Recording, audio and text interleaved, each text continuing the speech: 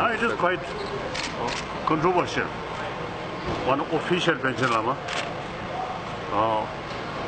Then another sort of Panchen Lama, which I recognize according to our tradition.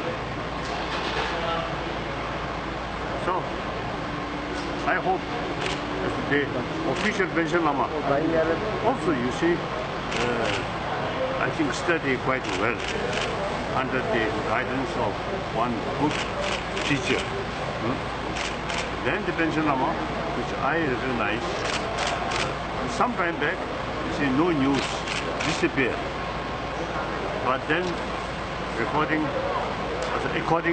reliable also the information, he is still alive and carrying, I think, normal education.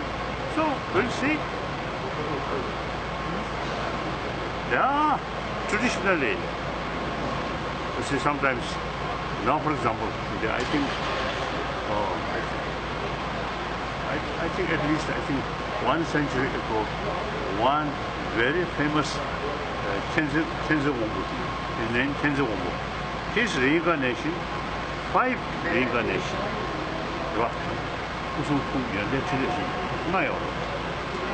so, of course, one sort of holding of the seed, just one.